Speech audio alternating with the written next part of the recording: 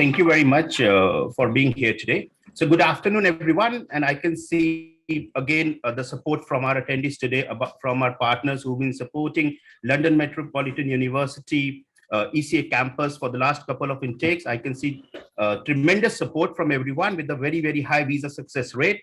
And especially, I would like to let you know, it's a very, very special day for us, at Infinite Talk today, because first time at Infinite Talk, we have a panelist coming from UK and from Australia, managing the time difference of 11 hours. So with this, I would like to wish a very good morning to Dr. Natalia and Hopes today, and a very good evening, Friday evening, to Mr. Fernando.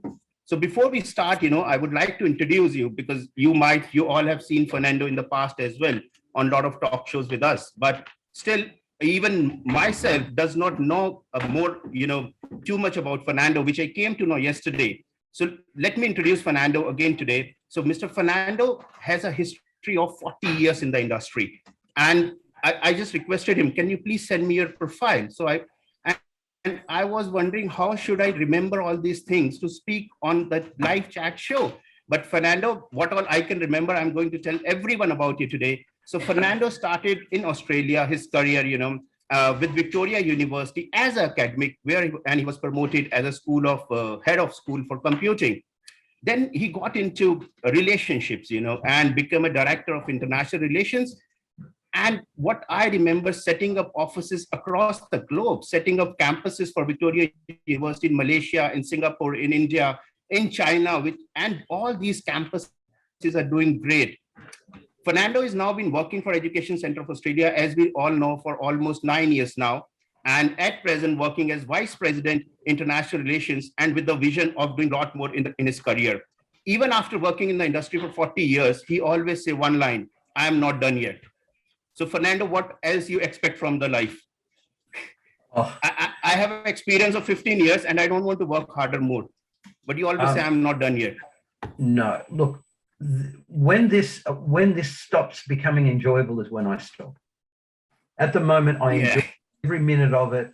I enjoy the people, and I most enjoy, and this is what I tell everybody, I most enjoy the fact that I'm very lucky that I'm able to work in a very diverse field for my passion, which is education.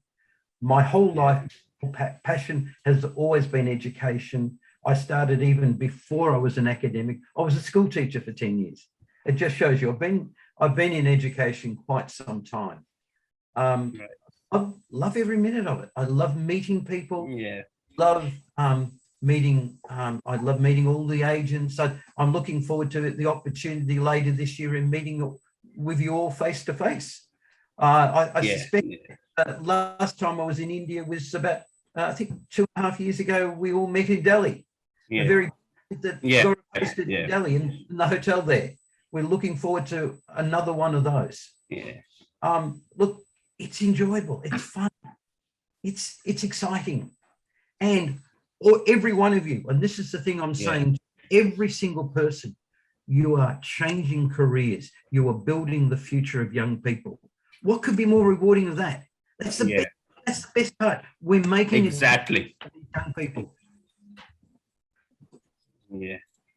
And I think that's the beauty of the industry and where we are in. So we are always focused to make careers and get people ready for the trade, and they become successful in the career. And I always say, every student I meet, and every partner I meet, I always say, when a student of us becomes successful, the two people guaranteed who are happy, one is their parents, and second one is the partner or the university partner who has sent him to that destination. So that's guaranteed. And all of us here, all the attendees are doing tremendous job, including our panelists, making the careers ahead. It's time to introduce you to Dr. Natalia Shiraz, and the very first line on her profile says experience of 22 years. And all 115, 140 attendees here, I'm sure they all have the same question in mind. How 22 years? You look like 25, Natalia. So, but moving ahead, and I was looking at the education, a PhD degree holder from University of Cambridge, has already worked for Imperial College London, UCL, Warwick University College London, King's College London, Queen's Mary University, QAHE, CBS, tremendous work done in the past, and that too in the research sector. And at present, Dr. Natalia is working with ECA, managing ECA IC International College with London Metropolitan University as a campus director.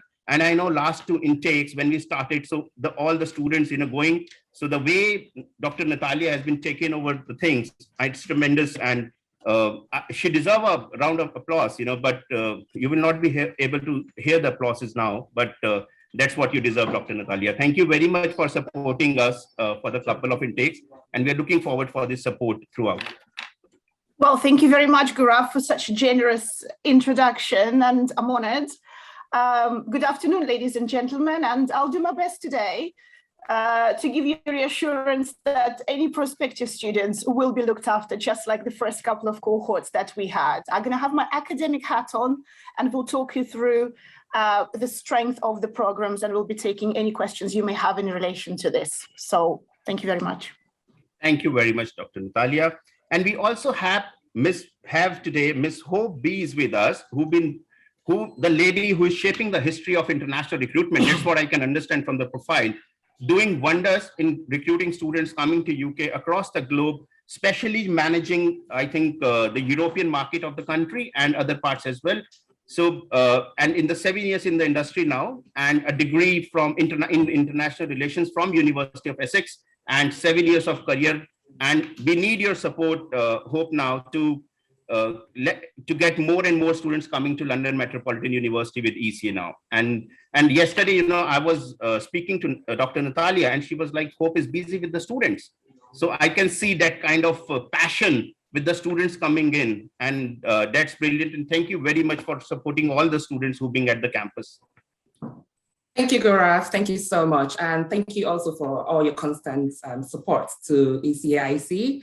And one thing I can assure you is your students are in good hands. Dr. Natalia is amazing, and your students are in good hands. So just be rest assured that your students will be taken care of, and they will progress smoothly into the university. So thank you also for having me on the show.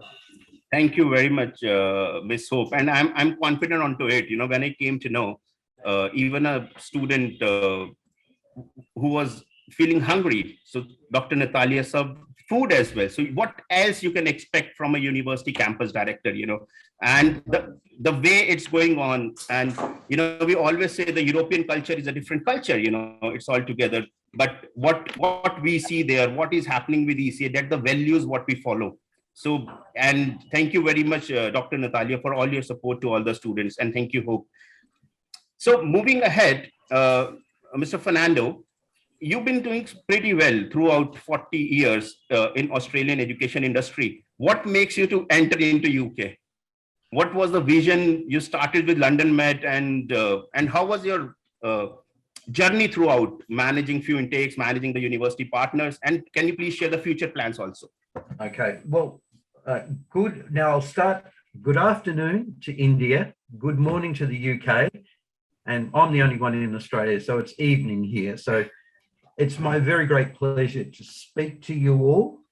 I'd love to meet you personally, and I look forward to the opportunity later in the year to meet with each of you, because there's nothing more enjoyable than meeting each of you and discussing the options, and actually really we're very appreciative of everything that you've done so far. Now, why the UK? It's a very simple manner that the VU is a former workplace of mine. With ECA, our strategic direction has always been to be global. Now, most of you have known us from Australia. Some of you, like Gaurav, have known us where we started in Sydney, then we created Melbourne, we established Melbourne, and then we established Brisbane. And we've then grown with additional vet colleges. We now have full university partners. By the way, in Australia, can I just say one more coming later this year? That's a bit of advertising for Australia as well. We have 3 higher education colleges. We've diversified to online. And we have very, very strong presence in Australia. But for us, our ambition has always been to make a difference globally. And the most logical and the most sensible area for us to go was the UK, for a very simple reason. It's the same system. It's a system we know, it's a system we understand, and we know that it's outstanding educational quality. Like Australia, UK is the absolute peak of education. You know, you talk about the culturally, we understand it, we understand the caliber. And many people thought that we entered because of COVID. And as Gaurav can attest, we were in the UK together before COVID, 2 months before, but it was before COVID. And we aim to expand our operations. Now, London Met is very, very important, and London Met Pathway College is something that it is our base, and it will be continued to be supported. And we're very fortunate to have people like Dr. Natalia and her outstanding staff working in the area. We really, and I've told Natalia she's not allowed to leave. She never leaves because we're going to tie her down, because we need her too much. She is quite outstanding. Her team is excellent. Hope is a great recruitment manager, a business development manager. I believe we've got a fantastic team. Why London Met? London Met fits in with our synergy. There's a synergy and a vibrancy that fits in with the ECA ethos. Remember, ECA prides itself on being modern, diverse, flexible, adaptable for students, offering world-class opportunities for students, having great facilities. Now, the location of London Met is central London. I mean, it's only around the corner from Emirates Stadium, those of you who are interested in football. It's got great staff, it's got very modern, very vibrant courses, and it fitted perfectly with the philosophy and strategy that we've had in the past with our Australian partners, and we continue to do so. We are immensely pleased and excited with all the support that all of you have given this program. You know, as we said, if you recall, when we spoke to you in Delhi a few years ago and in other talks, we don't look upon you as agents, as just agents, or as business colleagues. We look upon you as friends. And as friends, we appreciate your support. We really value your efforts. It's been amazing. Given the difficulties that we've had trying to manage this remotely because of COVID, it's been even more amazing. So I think we've done extremely well. We're extremely pleased. The students, the success rate, and Natalia can take the credit for this. The success rate of the first cohort was quite outstanding. The current cohort will succeed, and will succeed extremely well, because they will be very well prepared for their principal courses with London Met. So again, I'd like to thank you. Again, remind you that it isn't a business, just a business that you're conducting. You're building futures, you're building lives, you're making a difference. Thank you again. And I'll let Gaurav introduce Dr. Natalia now. Thank you. Thank you very much, Fernando, and guiding and telling the vision and ECA moving into UK. As you have announced, so there is a new partnership coming up in Australia. So is there anything coming up in UK as well? More work for Dr. Yes. Natalia coming in? Well, not necessarily. It will be in a different part of the UK, and I'm not allowed to say yet, because we have to, it's commercial in confidence, but we are very close to signing another partner. And it will also include International Year 1. Oh, that's brilliant. We've been waiting for it. So we will have International Year 1. Yeah. Now, one other thing that we need to say, Dr. Natalia was promoted recently to campus director. Yeah. But also she is managing our London Met Online. And as part of London Met Online, we've added new courses. We also have other online courses with another university, and we're negotiating with a few more as well. So as soon as once we have signed the contracts, I promise all of you will be the first to know. But until Yeah. we sign the contract, we have to respect the university, the confidentiality of the university, and they would not be happy if we released it. But we're expecting probably in 3 to 4 weeks the contract to be finalised, and we will have another session where we will announce a new partner in the UK, not in competition to London Met, because they'll be in different parts of the UK, but it will complement what we're doing in the UK, and we believe that we will provide an additional and great service there as well, like we do with London Met at the moment, Right. with National College. Right. Thank you very much, Fernando. And we are looking forward for all the good news is coming in this year. And, I would like to everyone know here, and Dr. Natalia, to you and to Hope as well, ECA being an Australian organization, and during this pandemic for last 2.5 years, the company and the organization which has grown in the pandemic, being in Australia, which has taken over new projects and been working continuously with the partners to make sure they give all the support. Even the commissions were paid to the partners, during the pandemic time. So hats off, Fernando, the way you've been supporting the industry, the way you've been taking the challenges in, the way you're supporting the team at ECA and all the partners who've been supporting ECA. So thank you very much. And this is very, very important for all of us to know, the way ECA is moving ahead, we all will grow ahead. So before we move ahead, now I would request Dr. Natalia, because Dr. Natalia, you joined when ECA started with the London Metropolitan Campus, and you have seen every bit of it, London Met online programs, taking care of the students coming in, the processes with London Met, everything. And now in a very short span of time, with all your achievements and hard work, you are working as a campus director.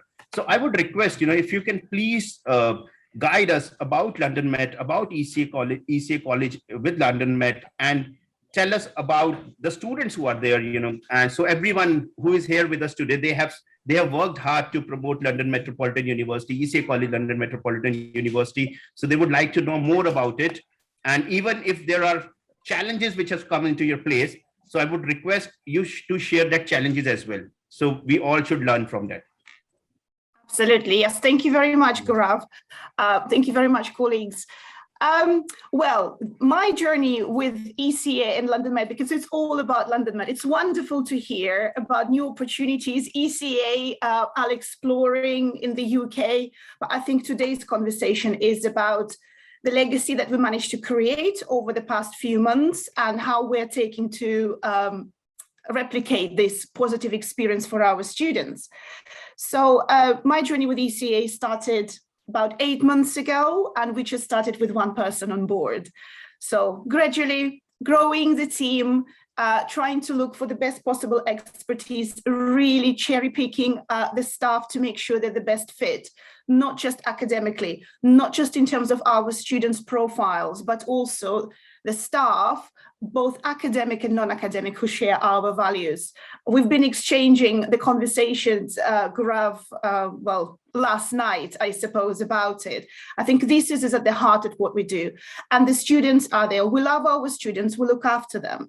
But I think we're incredibly lucky to have the students who are not just academically sound and prepared for the studies, who have the right level of attitude, but also the students who care, who treat their lecturers with respect, which is, again, I wouldn't say unusual, but something that makes them different.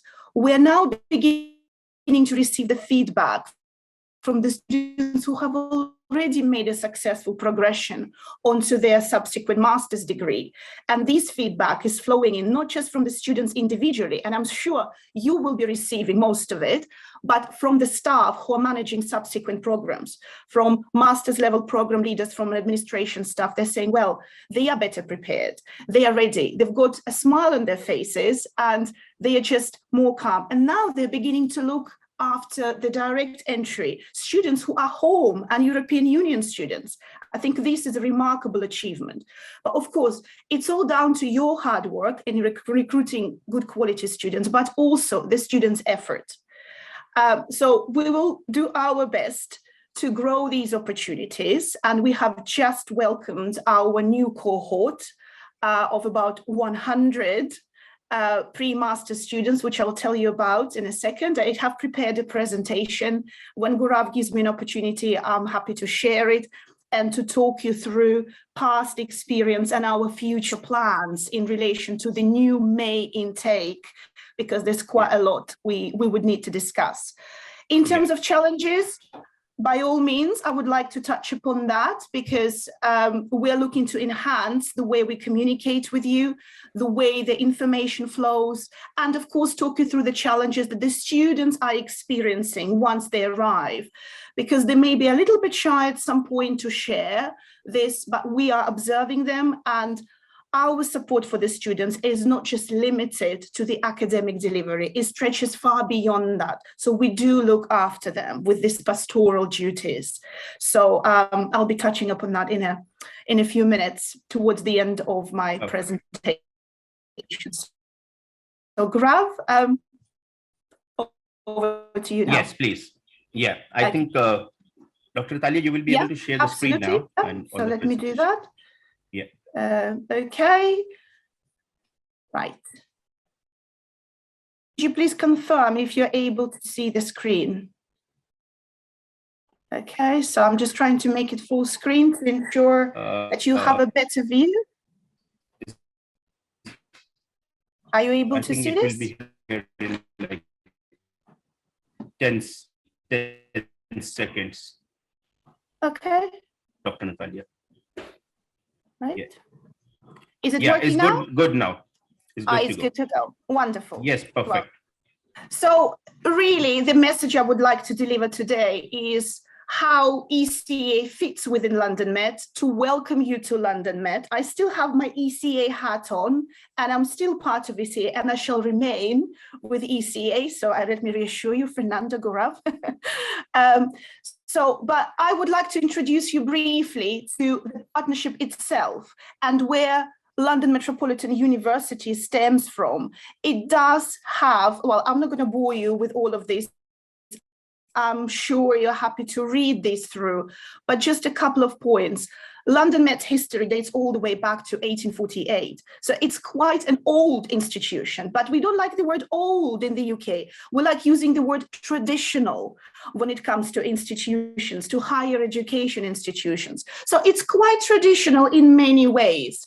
And the demographics and the community of London Met staff and students has been changes over the years. And I'm pleased to say it's one of the most diverse universities in the UK. So we're looking at over 10,000 students, undergraduate and postgraduate combined.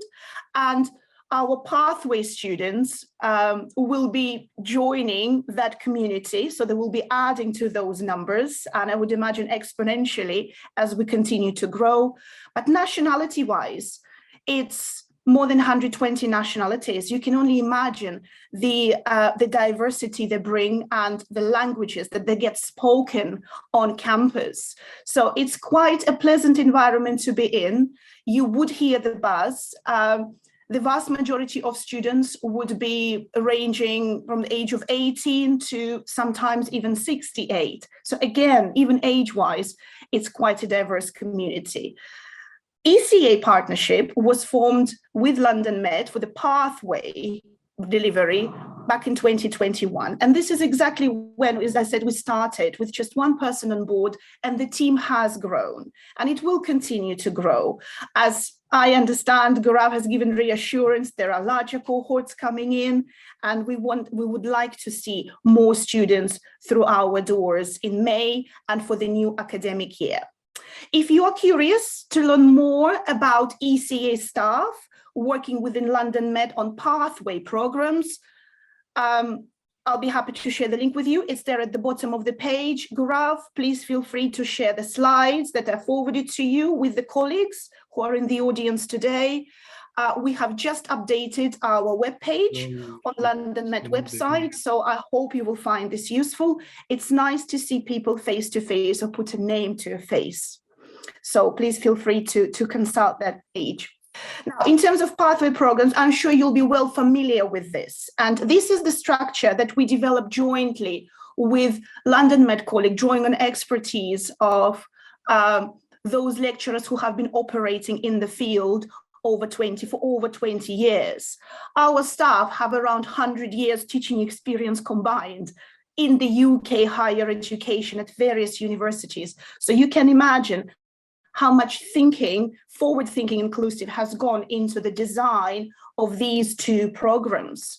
So, well, by all means, International Foundation, 2 semester, it's a 30-week program.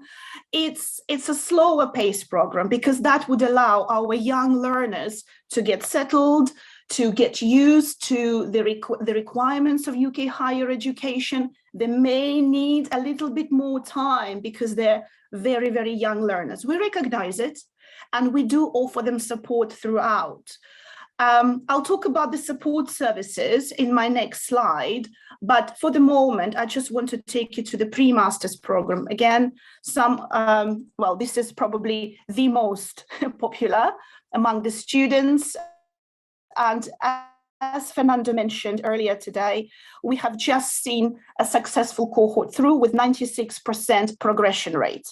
But our progression rate is not just constituting pure numbers. We want to ensure every single student has made significant improvement in every single skill that they study with us, the skill that they're working on. So for us, whatever we have on the paper, fantastic. We've got our targets. These are very generic. This is for, well, let's just say non-specialist audience, for somebody who may have business interest in this, but academically, there's a lot more to this. We do take personal interest and ensure there is individual development and growth. So the program is not just focusing on developing language skills. Our students are arriving already at a very good level of English, so they don't really need much care in that respect. But in the design of the programs, we've identified the gap where international students, regardless of nationality, regardless of the destination where they come from, what they lack. And these are academic skills, their preparedness, their readiness for the UK higher education system and its challenges.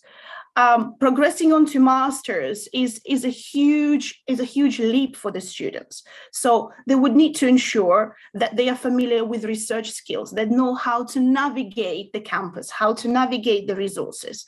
And most importantly, they're aware of the formats and expectations of the postgraduate delivery. So having all of that packed in 12 to 15 weeks could be quite challenging, and we appreciate the nature of our courses, particularly pre-masters, is very intense. But we are confident that within 12 weeks of teaching, we can deliver with minimum number of retakes and resits, so the students would pass from the first attempt if they have the right attitude to their studies, if they are committed. And this is what we have seen so far. And I'm really proud to say that the new cohort that we welcomed are demonstrating just that. Of course, there are challenges. Of course, it's been just a couple of weeks for them in the UK. It's new environment. They do come up with issues, but our aim is not just to look after them academically, but to ensure that they are ready for the higher education environment and its demands. Okay, so just moving on to entry criteria, something that you may be already aware, and I'm certain you are aware. Hope can always step in and talk you through a little bit more, because really that's her territory more than mine, but I just want to talk about this from the English language perspective and why the entry criteria are, well, marginally higher as you would perhaps expect them to see. Well, the students are coming on joint offers, so it's important they meet the minimum requirement for the UKVI of having a B2 across all skills. Although it's not, it could be quite challenging to recruit, particularly for the foundation year, with young learners who would have to hit such a high target at the entry point. And we do share your concerns, but This is what the university have proposed. This is what we had to embrace. So any changes that you see to the entry criteria, or for example, the PTE test being raised to 59, again, this is a blanket UK approach. This is not necessarily what London Met want to change. So there's always competitors analysis that's ongoing. So I think this is the final destination, final agreed entry criteria for May cohort. Nothing changed with respect to Ielts there. It does help our students succeed. So we focus less on the language skills and we focus more on the academic skills because we do separate the two. So the students already have sufficient material language-wise to do well, and it aids them through the course. As I said, the courses are quite intense and they're very, very challenging. We're not just training them in terms of reading, listening, writing, and speaking. We do engage them with the departments where they progress onto. There is a subject-specific component we're trying to introduce in the form of guest lectures. So there are quite a few interesting initiatives that are going along on their courses, and they need these language skills to be able to comprehend and enjoy these additional initiatives on the course that makes us different to other institutions, for example. So I'm sure Hope will be happy to revisit this if necessary, or if you have any questions, we'll be happy to come back to this slide. Now, in terms of course dates and CAS requests, so we are face-to-face, and I think that's, again, something that makes us very different. We managed to battle COVID, and against all odds, we managed to deliver our autumn intake, those students who have already progressed through during the peak time of COVID, if you like. The students have been doing well.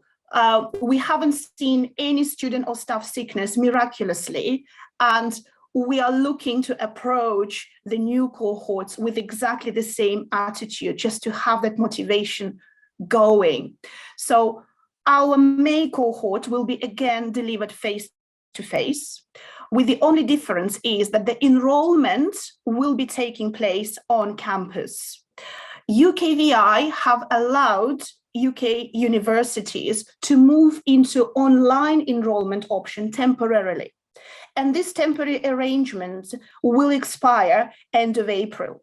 So any enrollments for the May intakes and all subsequent intakes, and in this case, it's ECA context within London Met walls, will be done on campus. Now, although it may put a little bit, it may put a bit of pressure on the students' arrival time to the UK, but we believe it's a positive change because we found the students struggled with online enrollment tools.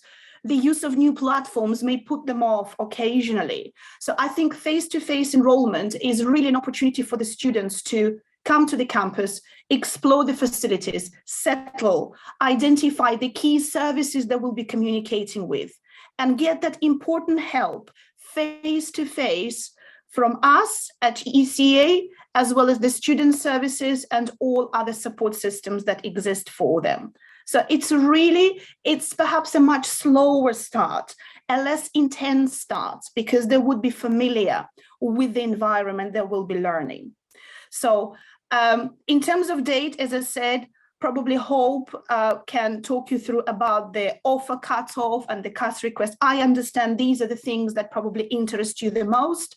I totally appreciate the business element to this talk, but again, I would like to share some of the academic insights of why these changes are happening. Why are we proposing, in fact, that's been finalized, face-to-face enrollment?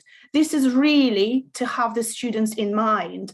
It's not about our convenience. As you would imagine, having that face-to-face is a lot more time consuming, but because we care, we would like our students to do well and complete all necessary steps on time.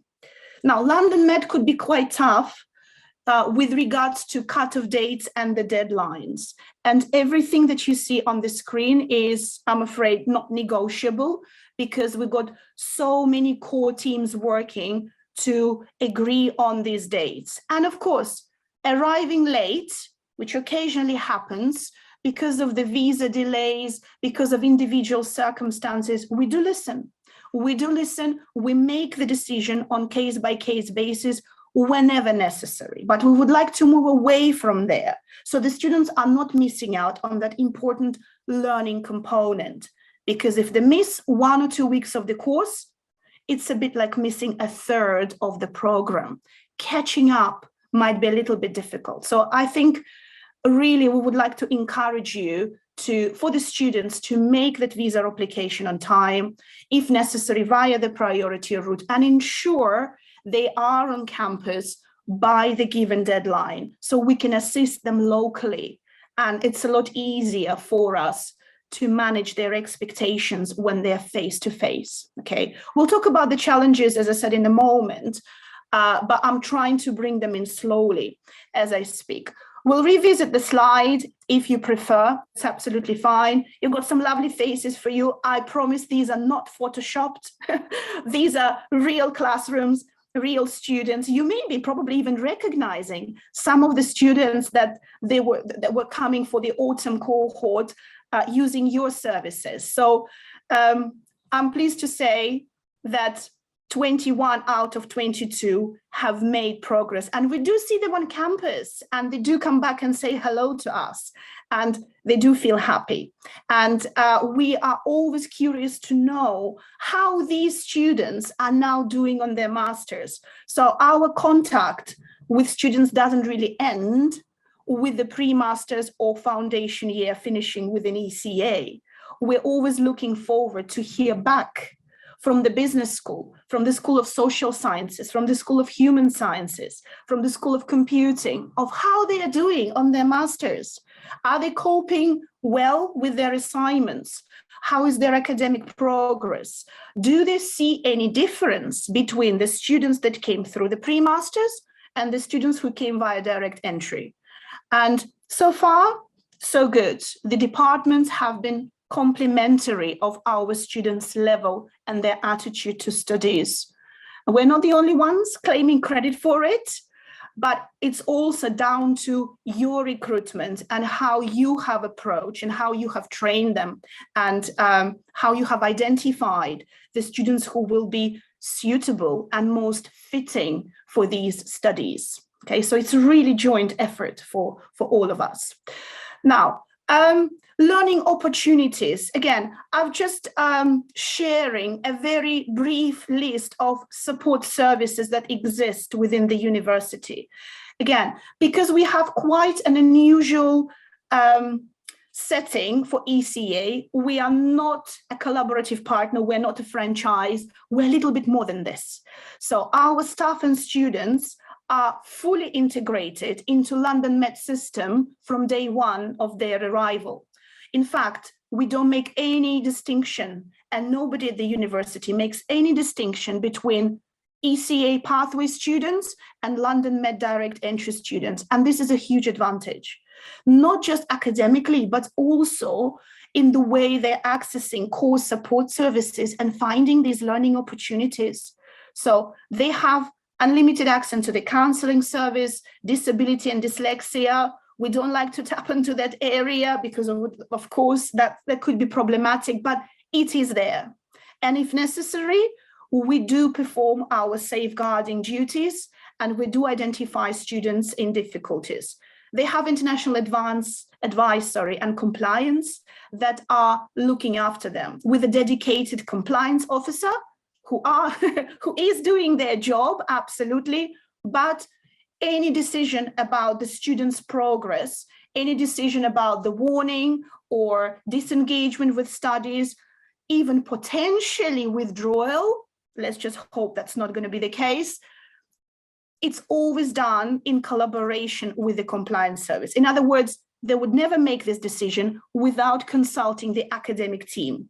And again, this is something that makes us unique. And this is what we worked very hard on, to build this trust and this relationship. So they are not applying a blanket approach to all the international students they have within London Met. So they do talk to us. They are curious to know if there are circumstances, and they're prepared to listen.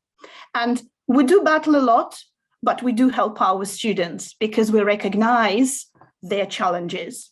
Now, accommodation advice service, that's point number 5 there on the screen. We need to be very careful. I think the key word there is advice. And I'm sure Hope would talk you through about the actual advice, because university does not have dedicated halls of residence. And we have seen students struggle with accommodation. A bit more on this in a moment. One-to-one academic tutorials. In addition to this, every single student receives one-to-one with their dedicated lecturer every single week. These are not group tutorials. These are one-to-one, where the students are given an opportunity not just to discuss their academic concerns, but to share their personal issues, and we're there to listen. All our staff are trained not just to deliver the academic content, but to provide that pastoral care. That's our approach to recruitment of the staff. We're really looking for multi-skill. Subject librarian, individual appointments. You would see the word one-to-one, individual quite a lot in my delivery today on the slides, because this is where we take immense pride in saying, yes, we take it personally. Yes, we care. It's never a group approach because we recognize individual differences. IT support services as well. Now, I was running out of space on my slide because the list is much, much longer as you're probably getting the idea. But if you are curious about particular level or type of service, please feel free to ask a question and I'll be happy to pick this up. Now, this is just a screenshot to show you what the students are seeing on daily basis. This is their VLE. Again, this is something that's not controlled by us. This is London Met, but it's just a demonstration that our students would get their access to the facilities and online as well as physical learning resources. Okay, so challenges. I think that's a very important slide to discuss. And this is something that we've been reflecting, observing, and this is where we do need to have a serious conversation, because I think the common goal for all of us, for the students to succeed, not just to tick the box and make the progression, but to ensure their learning experience is not compromised. And if we are prepared to make that investment, we would also need your help in delivering this message to the students, not after they found themselves in the UK, but well in advance, as early as application process, okay?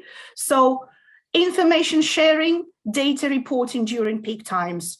We've been operating in academia. I'm sure you have the same within your working environment. We do have our peaks, and our peaks are 3 times a year, when the data sharing in the accurate format is absolutely crucial, because that for us determines the recruitment here of how many people we need to have on board, how much do we need the support services to come in and help. And then again, trying to group the students in such a way that their learning experience would be more positive. So whenever we're requesting, and I would normally communicate from the ECA side with Gaurav directly, but I'm sure, Gaurav, you have a large network and you would then pass the message on. Hope is constantly helping us to try and retrieve this information. It's about the timeline of when we receive it, who is coming, what the courses are, if the visa was lodged, what the outcome was, their vaccination status, their flight details, any personal circumstances. So as long as there are updates on the daily basis, which I'm sure they are, we would like to know. And I would need this ammunition to try and present and defend the student case with the compliance, for example. And I can only do this with Hope's help if I have the most accurate information to date, because unfortunately we spend a lot of time chasing, but as I said, with a growing number of students, we've got to find the way and the mechanisms that would work better for both of us, both parties, if you like, both sides. Okay, so I'm sure Hope would, again, complement this challenge by talking you through what she had faced. And again, this is something that can be easily fixed, I believe, because you have this information, you're taking extra care in collating it. It's about releasing it to us when we need it the most, because our implications are vast. Okay. Now, the second point is extremely important. I should have put it first, but this is something I have witnessed personally. It's the students' involvement in the online enrollment process. We want to ensure that the students are engaging with university systems while they are still in India waiting for their visa outcome. They must be taking all the steps by themselves. It's okay to guide them because the system is new and you're way more experienced with this. You will be working with other institutions and you would be more familiar with various platforms on eVision, on how to submit the UK term time address, how to upload a visa photo or a selfie for ID verification. This is where we have seen a lot of students struggle. And I think the problem is twofold, really. It's their access to technology and being not very familiar with the kind of platform that is being used for online enrollment. And second, doing it in a timely manner. Time is everything, because that function comes from compliance. We all need to remember that compliance are absolutely merciless. They're waiting for our students not to complete the enrollment. So let's not give them that opportunity to capitalize on this and then take all of us through this nerve-wracking time. The students must engage. They must read the emails. The instructions, I believe, are super clear. And I think we've been copying some of you into the messages, the welcome messages, the instruction messages that are going out to students. If you would like to receive a copy of that message so you can reiterate it with the student, please let Hope, myself, or Gaurav know. I will be happy to include you into all the key correspondence that is absolutely crucial at the early stages of the course. We're approaching May cohort. We would love to see an improvement in that area. Online enrollment, although we're moving face-to-face, but there might be a few steps the students still need to complete online, electronically. They will be asking you for help. It's okay to give them that help, but they must engage with it by themselves. Only then they learn, okay? So sorry if I'm talking too long and if it's a kind of a one big monologue, but because we do care and we're passionate about student experience, I think it's important that we have this frank discussion today. So UK, HE, or we'll take London Met University expectations from postgraduate students. I think this could be in relation to access to IT and the approach to arriving on time. And this is what we have seen quite a lot, because I'm sure you would agree, on time is not the same as in time. So for many students who arrive, unfortunately, it's still in time. So we take a lot of effort to try and talk about the punctuality and the importance of attendance. It is expected that the university student is attending all the sessions because they are on university sponsorship, they're university CAS. They're not home students. Unfortunately, they have less flexibility and their attendance is constantly being monitored. When I say constantly, I mean on daily basis. Not just attendance, but also their engagement level, which complements their attendance. And we do take this very, very seriously. It's important the students know that anything in relation to a personal issue, shifting accommodation, sorting out a friend, looking for a part-time job, collecting documents from the post office, all these activities should take place outside the class. And we really need your help and try and hammer this into students' brain that these are the expectations and these are the minimum expectations. This is something that we apply to all international and home students, regardless. We don't want them to miss out on what's happening during induction and week 1 of classes. Accommodation, we have seen, I think one of the biggest challenges is London is huge. And very often students do not have awareness, which is understandable, about how far their accommodation is. The proximity is very important. This is why we designed pre-arrival guidance. Now, do the students read it carefully? Not always, and this is where we need your help to keep on chasing the students. Have you been receiving emails, a welcome email from the university? What does your pre-arrival guidance tells you? Have you made arrangements for this? And really help them monitor so they have all the pieces together. And it doesn't matter if they're foundation or pre-masters, they've got to be very well prepared. 1 hour commute is okay in London terms, but we do have quite a lot of students who live 2 hours away, one way from the campus. That puts them under huge pressure for daily commutes. They study 4 days on campus, so you can imagine the travel time that accumulates to. They arrive tired, they arrive late, there could be disruptions to transport network. So it's important that they are trying to find the accommodation within some reasonable proximity to the campus. Yes, they want to be together with the local community. They tend to choose areas like Slough, Hayes, Southall. These are commutable distances. This is absolutely fine. But in the first cohort, we have students who were settling in areas like Kent, Leicester, close to Birmingham, which is not ideal, you can imagine. So we were almost forcing them to move closer to London.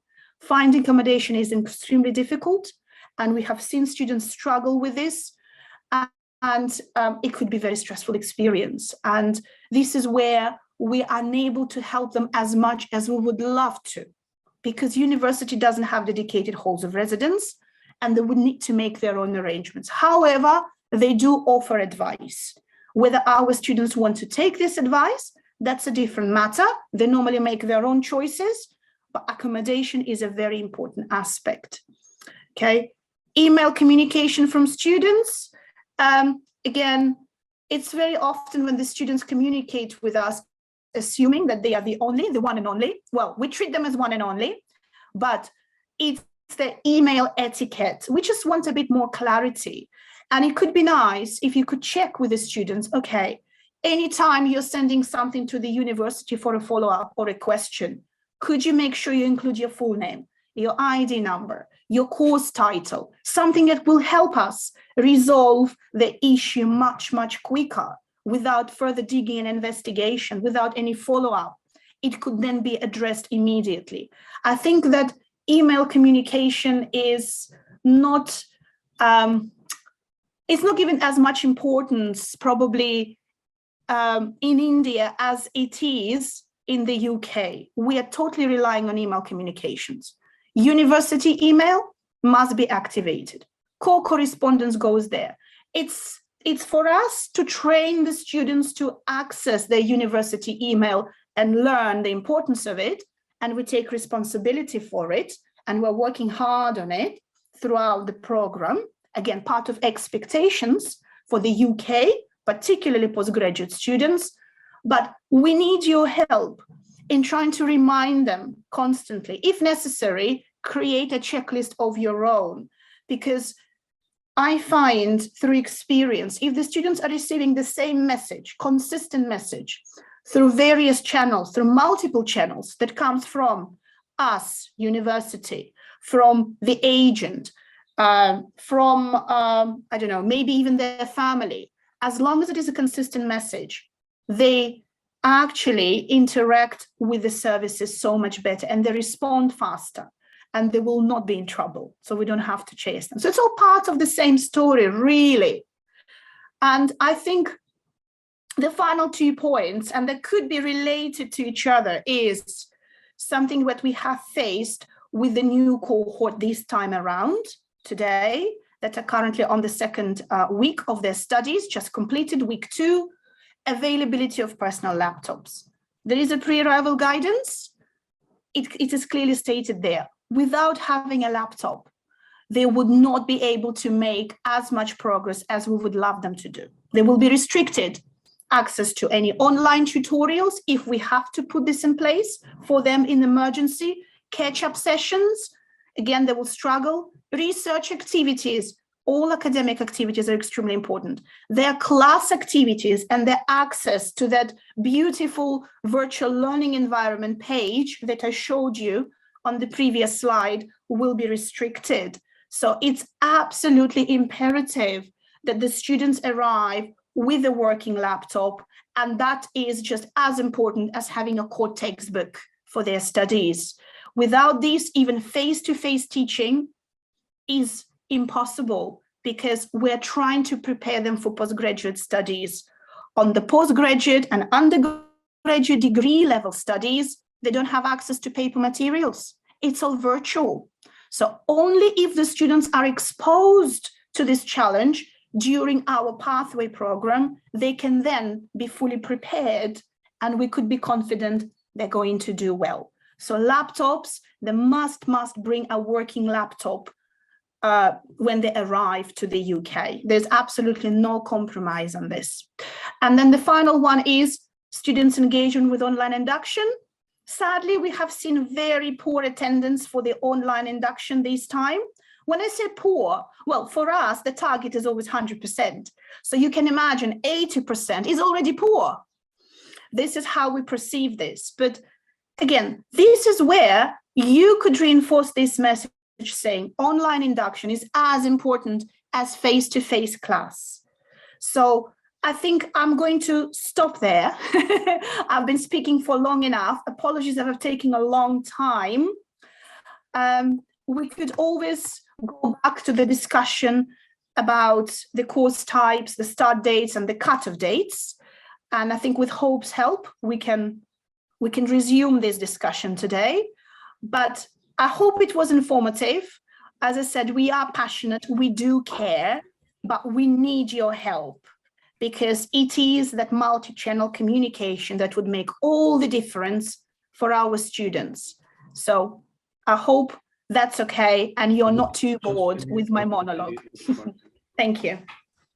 Yeah, thank you very much, Dr. Natalia, and it was very, very informative, talking about the slide on the dates, so cutoff dates. So I would like everyone to know here again, so we only have 1 month left to make our maximum efforts to have a good intake coming in for May. And the challenge is what Dr. Natalia is talking about. It's very, very important for us to understand, because, for a university, it is very, very important to maintain their ranking, to work closely with UKVI, to safeguard their tier 4 license. So there are two ways for a university to run. Either the partners works properly, or a university work on their processes again.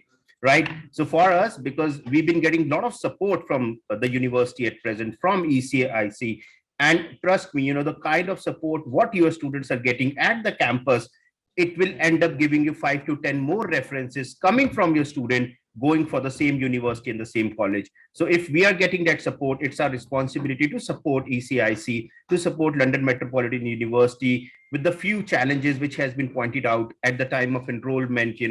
The email IDs, sometimes the student is not aware of the email received from the university, and they have not uploaded their verification documents, which is very, very important from London Metropolitan point of view, to make sure the student is a genuine student and enrolled. And orientation, obviously 80% is bad, though I passed my bachelor's with 40% and I was very happy. But as Natalia said, 80% attendance is not the right attendance. So we need to make sure for May intake, we have 100% attendance on orientation, and we'll try our level best, Natalia. And I would also like to guide here to all our partners here, because if what happens with most of the offices, I have visited so many offices, I've trained so many people in the past.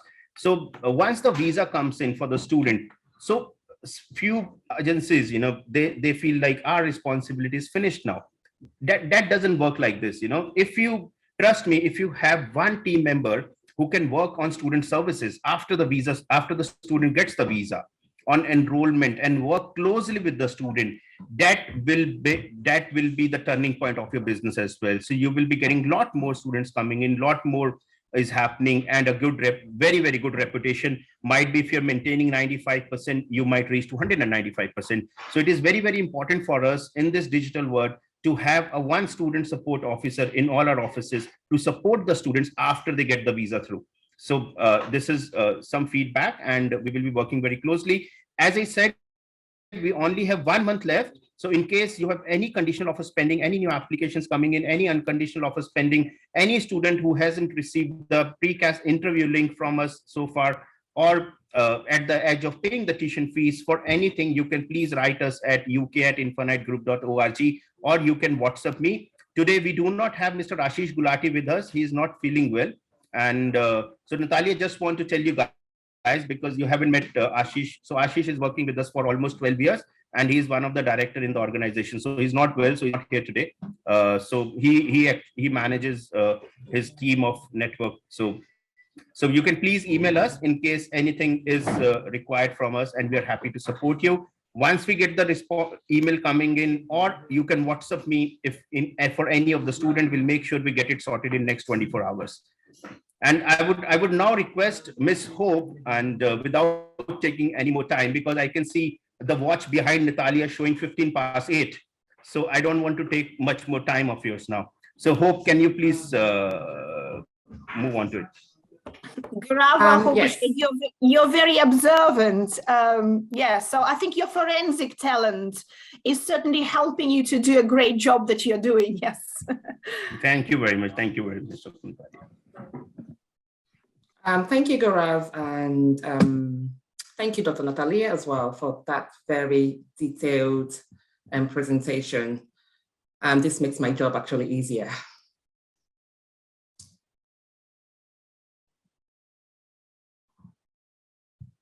Okay, I can't share for now. Can someone give me access, please? Okay, it's okay. It's okay. Sorry. Can you see my screen? Yes, Hope, it's good. Ah, fabulous. Yeah.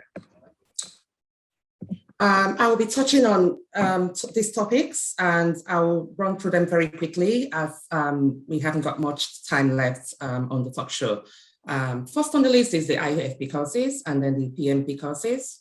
And I will also talk about the entry criteria, why choose ECAIC, which is ECA International College, why choose London Met, our tuition fees, admission processes, key dates, which Dr. Natalia has already spoken about, and then accommodation. For the International Foundation Program, we have 3 streams, which is 3 faculties, which students can get into through Pathways programs. And we have about 36 UG courses to choose from on this program. As you can see, we have in business law and social sciences faculty. They can choose courses from engineering, science, and computing. They can also choose courses from arts, design, and media. For the pre-master's program, it's about 24 PG courses to choose from, and this is from 5 streams, from business and law, from arts, architecture, and design, from computing, digital media, social sciences and professions, from human sciences as well. All of these courses are running for May cohorts or May intake, except the architectural, design, and MA architecture courses, which have been removed from the list already. So please take note of that. English requirements, Dr. Natalia has already spoken about this, but I want to shed more light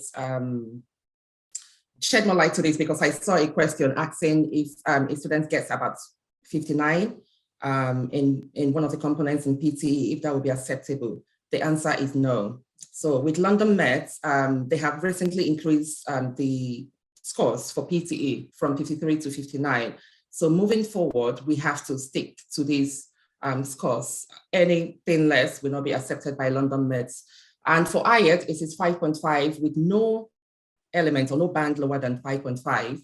And we also accept language stats as well. And this will be 33/50 in all areas. And these are the 3 approved English tests that we can accept for now. We're working to bring more online, bring more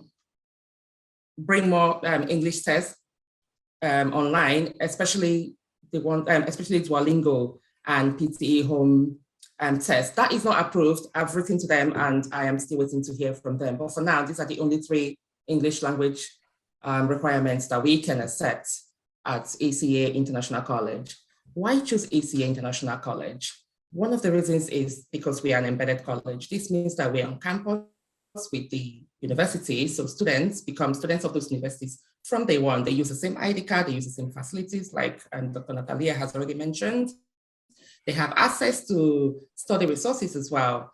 And our programs are also integrated programs. So this means that they have the International Foundation of Pre-Masters program and then progress on to their master's programs or courses with the university. They don't have to go back to India or Nepal or wherever they come from around the world to reapply for visas, for CASs and then for visas. So it is one CAS and one visa for the entire duration of their programs.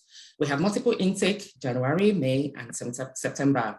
Our classes are smaller than the cohorts you see from the university. So students have one-to-one access or one-to-one sessions with their lecturers. They have easy access with their lecturers in these cases when the classes are smaller. And of course, we know what this does for the students. It helps them in their academic pursuits. The end-to-end support that teachers at ACAIC offer to our students as well, or students that come to us, is something that we pride ourselves in, especially the open door policies where students, I've seen myself when I go to the office, students walk in, go to Dr. Natalia's office for to ask questions. So that open door policy, I believe, gives them a bit of confidence that they need when they arrive in the UK in a new system and in a new environment. So this is something that we pride ourselves in as well. Students are also very well prepared for their degrees. Dr. Natalia has already mentioned how academically this is done, so I won't go very deep into that. So just Hope, may I you just talk a little bit more about the integrated program? I'm seeing a few questions asking about what happens when they finish the IFB. If you could explain the concept of an integrated program, please. And also, sorry, apologies, Hope. I've seen a couple of requests. If you could please make it full screen presentation. Okay, apologies full for that. Screen, so the writing could be bigger because it's quite small on the shared screen. Just if you make it full screen, it's at the bottom. Yeah. Bottom right or F5. Bear with me.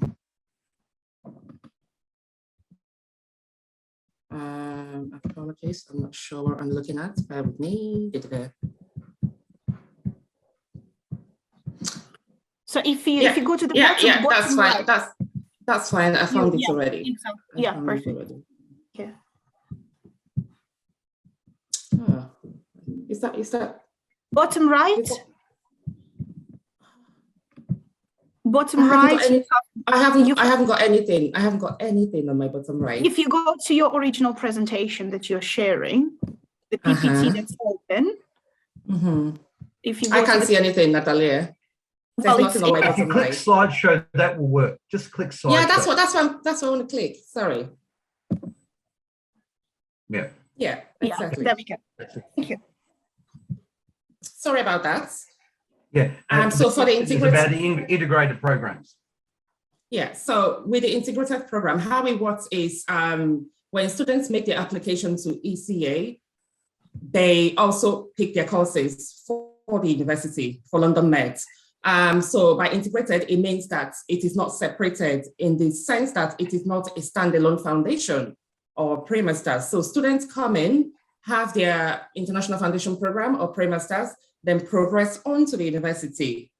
So they don't have to go back to their home countries to reapply for the course or for the visas. Just to add, they're coming on a longer visa. So they will be granted with a visa that would cover their pathway study as well as the main degree study. So there's just one application process involved, but the students would need to make up their mind about their progression. They will be unable to change the course after they have been sponsored. Once they arrive to the UK, they will be unable to switch the course, even within the same school of studies. That is not going to be possible, I'm afraid. If they change their mind, if they would like to switch the course, they would have to return to their home country, the sponsorship will be withdrawn, and they would need to make a new application. So they really need to be certain at the stage of integrated program application what they're looking for to study at the degree level. So it's quite an important decision to make. But yes, there's one application one visa submission, and it's if the visa is granted, that covers the whole period. They don't need to return. They get their usual breaks over the summer, Easter break, Christmas break. So it all fits nicely into the university cycle of studies, but it's just a longer course. We call it sometimes embedded or integrated because there's something happening before their degree. I hope that answers the questions that you may have asked on the chat. Thank you. Thank you, Dr. Natalia. Thank you for that detailed explanation. So why choose London Metropolitan University? First is the ranking. Recently, London Metropolitan University ranked first in London and sixth in the UK for teaching quality. And this is in the Times and Sunday Times Good University Guide 2022. So this is a very recent ranking, and I hope this can also help you when in your recruitment campaigns. It's a city hub university. We all know London is vibrant. We're right at the city center. We're very close to the Arsenal Stadium for those interested in football, like Fernando has mentioned. So we're very central. It's also a truly international university. Dr. Natalie has already talked about how we have around 120 nationalities represented at the university. So it's a truly international university. University facilities is also very modern. One of them is the Bloomberg Seminars, which I find very impressive, given the fact that London Met are one of the very few universities that give their students access to directly use the Bloomberg data, information, and analytics throughout their studies. Not all universities offer this to their students, to their accounting students. The study center is also very impressive. We have the Cybersecurity Research Center. We have the gym membership, which is free for students. We have the very, very famous science lab, which has about 280 workstations, and it is one of the largest and most advanced science teaching facilities in the whole of Europe. I very vaguely remember, even before I joined EC, I heard about this lab on TV because they were very much part of the COVID-19 labs and COVID-19 list of labs that were mentioned. And somehow, I don't know where I read that, but they were really, really involved in trying to find solutions to COVID-19 and trying to find vaccination for that pandemic. Professional recognition also of our courses is also something very important for London Met. And the UG programs also include work placement. I will talk more about this. All of their UG programs have work placement. And this is one of the reasons, if you ask me, that they got the rankings that they have. London Met, I noticed, are very passionate about work experience while students study. So it's not just about the theoretical aspect of their learning, it's also them having hands-on experience in the course of their studies. So this is also a very good selling point. And I've seen pictures and images when I have sessions with London Met where they've shown me where their students have been having a practical sessions.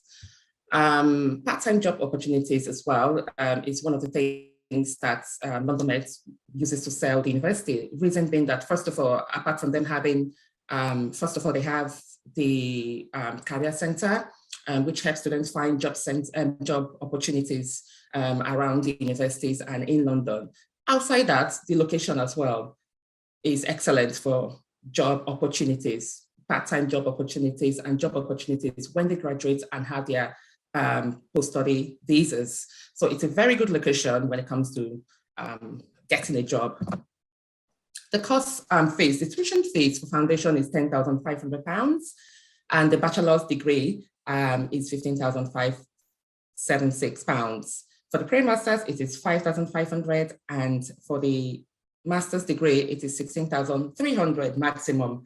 By maximum, it is the maximum fees you can get on any of the master's fees. It means that some of them are lower. Actually, there are about some that are about 15,000 or thereabouts. So the maximum fees is around these figures that you can see on my screen. For the accommodation, I'm really glad Dr. Natalia has already given a very detailed explanation and the challenges we face around accommodation. So I'm not going to go deep into this, but one thing I want to say is that London Met University does not own their own halls of residence, but they can support and advise students on getting accommodation. And if you check the website with the link on the screen, students can actually, there are lots of halls of residence listed on the website, where you can then contact the private providers who then arrange your accommodation. And London Met has nothing to do with it. Students keep using the university address as the accommodation address when before they arrive. This is wrong. Compliance team have told us multiple times to inform our agents to let their students know that they don't have any or manage any accommodation of their own. So they need to stop using the university address as their accommodation addresses, please. The application process is online, as you all know, so I won't go deep into that. The flow of application is that when our admissions team get the application that you have sent, we then either make a conditional offer, request for more information, or we reject the offer based on the documents that have been submitted for the students. The student will then be required to meet the conditions on the offer. And when this is done, we invite them for credibility interview or GT assessment. And based on the GT assessment, either we pass them on to full offer, or we leave them on GTE conditional, which means that we need more documents or more information for a full offer to be made. And once a full offer is made, the students will then be invited to make their tuition fees, and then the class will be requested. Please note that we require students to wait until they are invited to make payments before they can make payments. So they shouldn't go ahead and make their payments once they get a conditional offer. They need to be invited to do so. I've already talked about this, so I won't go into them. Key dates for May. Dr. Natalia have spoken briefly about this, but the most important bits that I really need everyone to note is the application deadlines. So for international foundation programs, this is the 10th of April. Sorry about that. This is the 10th of April, 2022. And then for the pre-masters, it is the 27th of March. Please note this date. I know Dr. Natalia has talked more about how final or how we have all agreed on this, and this has gone through multiple departments to be agreed on. So we haven't got much flexibilities around these dates. And the next date I really want you to note is the CAS deadline. Every date here is important, but I also want you to note the CAS deadline as well. For the International Foundation Program, this is 17th of April, while for the Pre-Masters Program, this is for the 3rd of April. The course start date is 16th of May for Pre-Masters and 31st of May for IFP. 16th of May for Pre-Masters and 31st of May for IFP. And the one other date I want you to note is the last date of enrollment at the end of the slide. For IFP, it is June 10th, and for May, and for PMP, it is May 27th. Again, apologies for that. Again, please note this important date. I'm sure we have sent this to Gaurav already. I'm sure he will pass the information around key dates on to everyone on the show. That's about it from me. I won't talk about the challenges. Dr. Natalia has done justice to that already and has given you very good, has given details around what the challenges we faced from the last cohort. So I'm not going to go back into that. So thank you, and over to you, Gaurav. Thank you very much, Ms. Ho. I just want to understand, one thing. It says CAS deadline, 17th April, and for PMP is 3rd April. So is this the CAS request date, or is the CAS issuance date by the university? CAS requested. Okay, so this is the CAS requested, basically. Yeah, so that is the last date that agents can request for CAS. Okay. Perfect. I think the university has about 1 week to then work on the CAS request that they have. Right. Thank you very much. And one more thing, because when you were talking about the tuition fee structure, so I think, is there any rep to the students when you talk about masters or bachelors? Is there any what? Sorry, I didn't get that. Scholarship. Scholarship. Yeah. For now, from our end, from ECA end, we haven't got any scholarship now. But for the next academic year, we will definitely look into having some scholarships. I'll answer that if I can. Yes, Oh, yes, that's please. fine. Look at Yes, the please. fees. Look at the fees. They are very much set at very much at the lower level. Right. These fees are quite competitive, and we've actually done benchmarking, and they are considerably lower than our competitors. Now, having said that, if you're talking about scholarships for the principal course, Yeah. that's a different issue, and that's for London Met. And Right. I know that London Met does offer scholarships for good quality candidates. The better the candidate, they do offer. But if you're talking about our programs, I think we're already at the lower end in price. Yeah. Yeah. Yeah. So London Met does offer scholarships. Yes, I do know they do. yeah. I can't tell you how much, but Right. that's something that they will release closer to the event. As I think some of you would have seen at the previous intake, what was the advertised price, then they gave us a reduced price. Right. And you know, Fernando, for all the offer letters which have been issued for May intake, so there is a scholarship for £2,000 on the main program.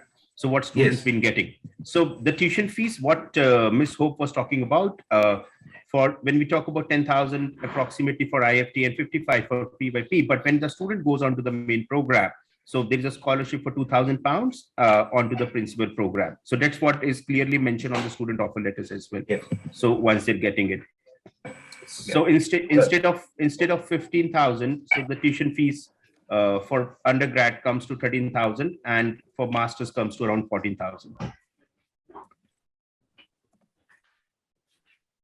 Yeah, that's correct. Thank you. Yeah. But they are dependent on London Met. The scholarships offer Yeah. will be based on London Met. We're very pleased that they actually did save the students quite a lot of money. Right. I'm thinking that we may be able to get more scholarships in the future from London Met. Yeah. Yeah.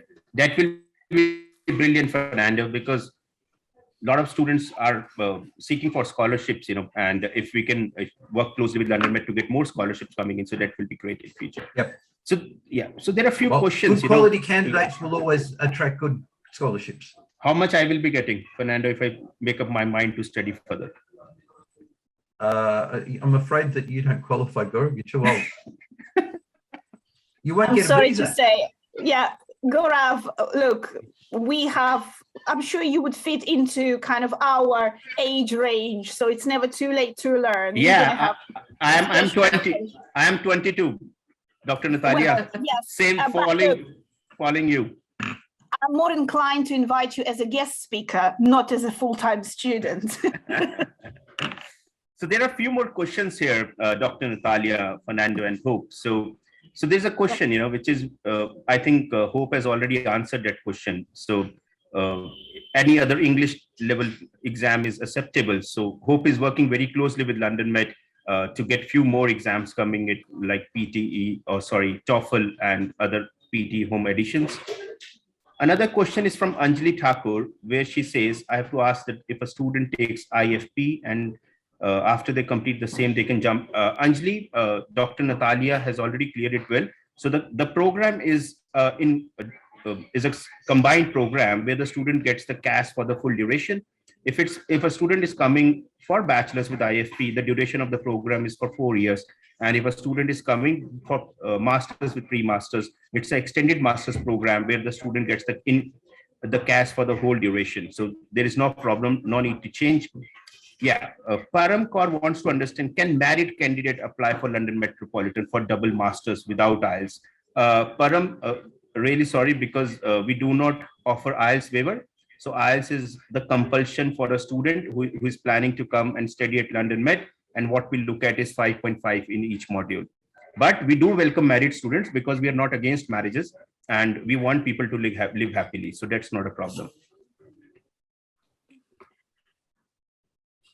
What is the minimum requirement for IELTS? Dr. Natalia, because you have explained very well about B2 level of English. So if you can please once again do that, because there is a question, you know, requirements of UKV for getting admission in LMU is 5 in one module is acceptable. No, I'm afraid that's a no. Okay, happy to answer this. Since the students are arriving on integrated offers, they should be already language fit for degree level study. And a degree level study, the minimum is B2, Ielts 5.5 overall, with no lower than 5.5 in each element. It doesn't really matter if they're arriving for IFP or the pre-masters. It is combined offer. They need to be fully fit for studies. And this is, this is the padding really to make sure that they successfully progress onto the degree program.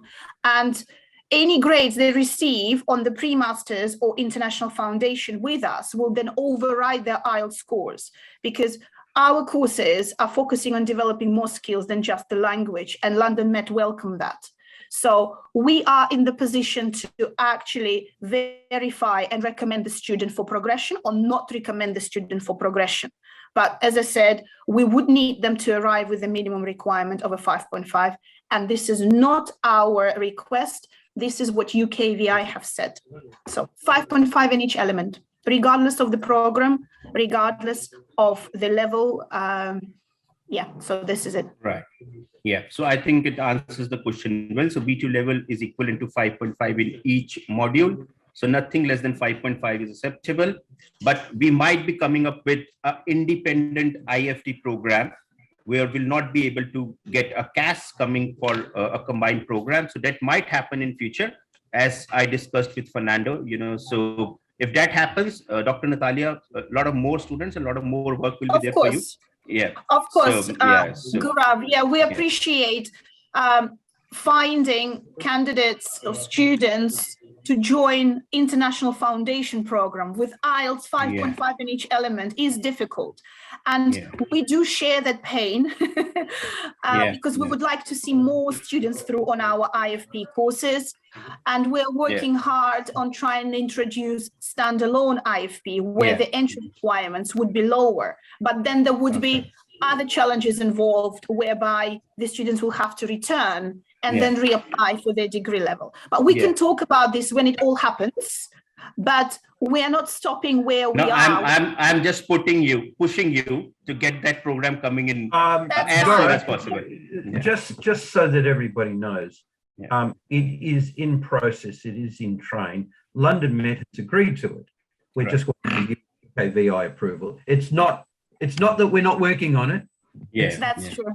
Yeah, that's true. As soon as UKVI ticks signs, we will be announcing it, and they will be coming in at a much lower IELTS. We want to diversify the courses offer and portfolio as much as you would like us to do this, Gaurav, colleagues. And we already submitted the request to UKVI, but as you can imagine, it's an incredibly slow process. As soon as we hear, you'll be the first to know. Thank you very much, Dr. Natalia. So I was just pushing it around, nothing like that. So we're very pleased you push every day, Gaurav. Thank you. I think the audience should understand how often Gaurav pushes, particularly one certain vice president of ECA. And I'm at 10:15 every night or 10:30 every night, I expect a WhatsApp request from Gaurav. I can't go to bed until I get your WhatsApp request. Thank you very much, Fernando. And honestly speaking, because you have supported us so well throughout, and that's one of the reasons, we've been able to do good for the industry and keeping everyone together, all our partners, and promoting ECA. So it's all goes to you. And another thing, what I would like to tell you here, because I have also worked with so many providers, but no one even picks the call, or no one even replies on the WhatsApp after 5 o'clock in the evening. So this is ECM, and this is the culture, and these are the values. So another thing, there is a question here. What about gaps, Dr. Natalia? Because as you mentioned, 5.5 each in for masters. And if you look at the profile of the students which have enrolled for the last intake, 100 plus students. So most of them are with 6, not less than 5.5, or 6.5, not less than 5.5. So the quality of students for masters is no problem because they all get 6 easily. But gap is always a concern, because at campus, you said you have students, who are at the age of 22 and go still at the age of 60. So what about the gaps for our international students, suppose who have completed their bachelor's 5 years before? So how do you take that profile? I think this is the admissions question. I think Hope should be able to comment on the allowance of these gaps and how London Met admissions treat those gaps. But a very quick one. We do recognize the students formally on their Ielts profiles are very strong, and please continue doing so, because the higher they are, the better chances they have of succeeding. Please also bear in mind, some master's and bachelor's programs have higher standing entry criteria. So they don't just need to demonstrate a 5.5 or 6 overall, that's the target, by the way, entry, So they need to push 0.5 higher to meet a 6. Some degree level courses in London Met, and it's quite a long list, would require a 6.5. So we have a bigger gap to bridge of one full band, and that's a lot considering. So the higher the students are at the entry point, the better for us. And also, IELTS exam is not, it's not the same as the kind of content and the requirements they need to meet on the pathway programs, because we're doing a little bit more than that. And these are the criteria that we use to put the students through. With the gap between studies, undergrad and postgrad, Hope can comment on this, I'm sure. Thank you. Okay. Hope. Thank you, Natalia. For the for IFP, International Foundation Program, we don't accept more than 2 years pass out. And then for the PMP, which is a pre-master's program, we don't really have a gap per se, but if it's more than 10 years, we would automatically reject that, obviously. However, if students have 5, 6, 7 years, they will have to explain why, they have these gaps. And we see this in their personal statements and a detailed CV. And when they are interviewed as well, they will be asked this question. As long as they can not just explain the gap, but also be able to defend it and have proofs or references for this gap, then we are happy to look at these applications. Yeah, and that's why it's not unusual for the UKVI or even London Met admissions to ask for the work experience letter, for example, for MBA, when the students are making that transition. And there's nothing to be alarmed about, as long as the students are consistent and their CV demonstrates that work experience or relevant work experience to switch or to make the transition, it's absolutely fine for the postgraduate courses. It's a little bit more tricky on the undergrad, of course. But for the postgrad, I think there's a bit more flexibility there. Right. Thank you very much, Dr. Natalia, and Hope. And, if a student has a gap here, so the team in India verifies all the documents there. So there will be a call which will be going to the employer. There will be an email which will be going to the employer. And once we get the right response coming from the employer, then we take it through. So, so genuine students, no problems at all.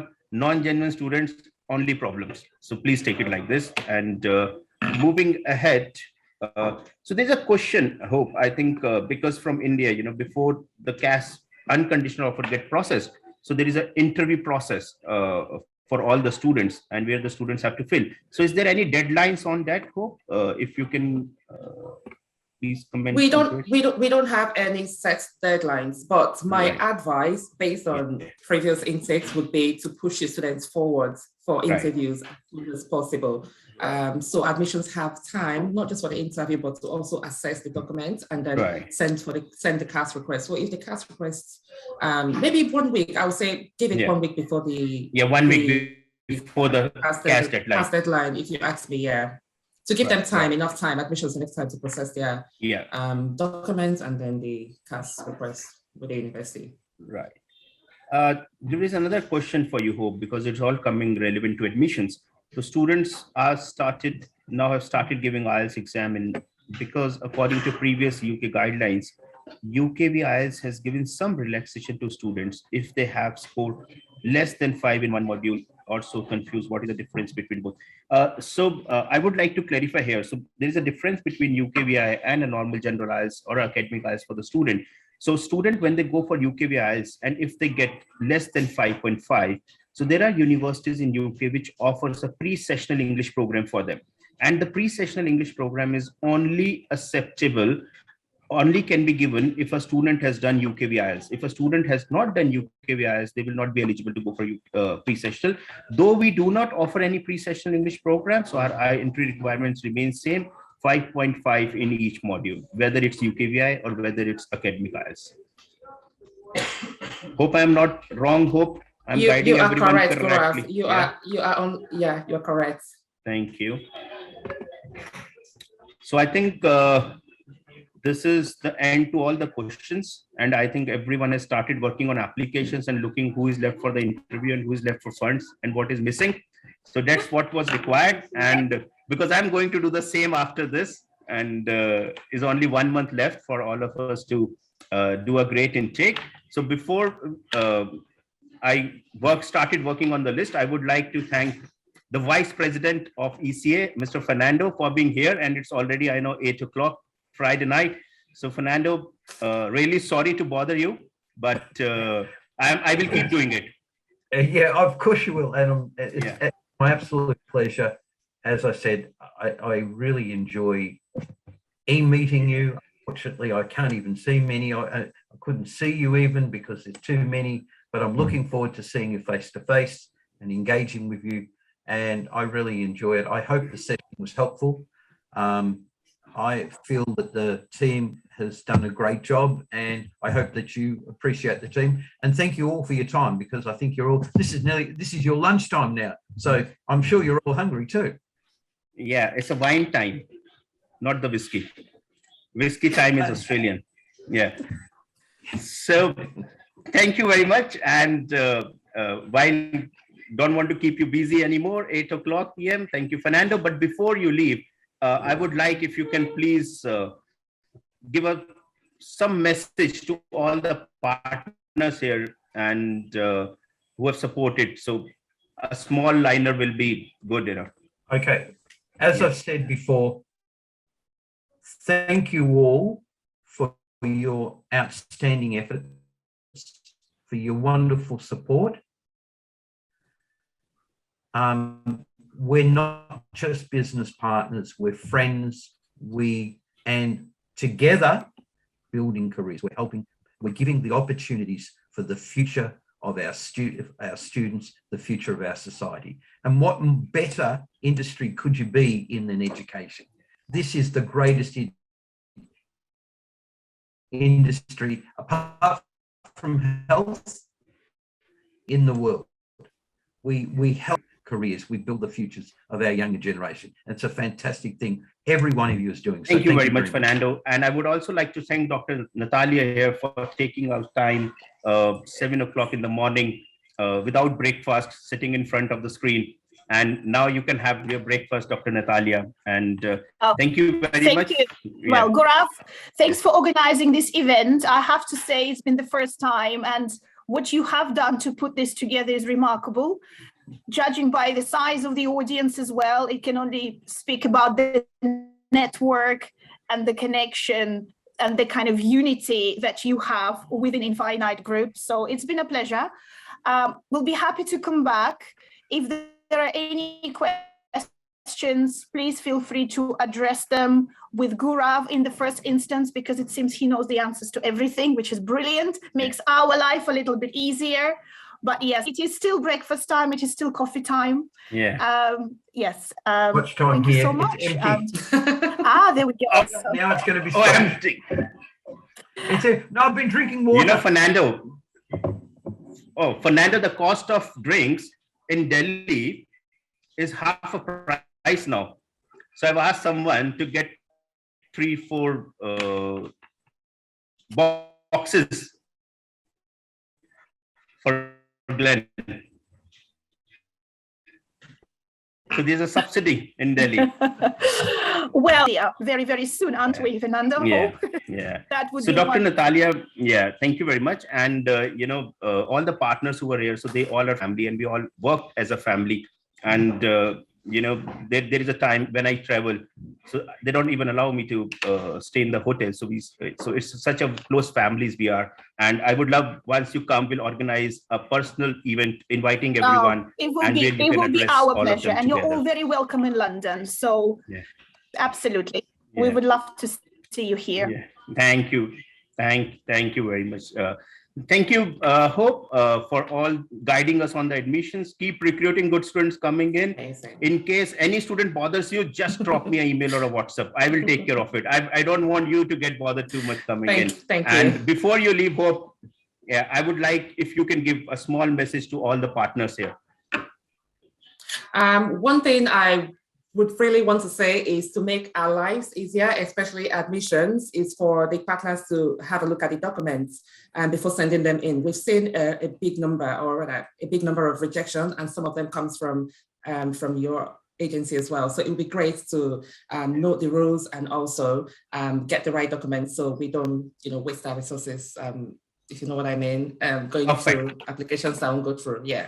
And thank you all for your constant support. And we're here to help all the time. Dr. Natalia is here. I'm here. Our admissions teams, our team are fantastic, headed by Lee, who is an amazing head of admissions, an experienced and amazing head of admissions manager. So keep bringing them in and we'll keep supporting you.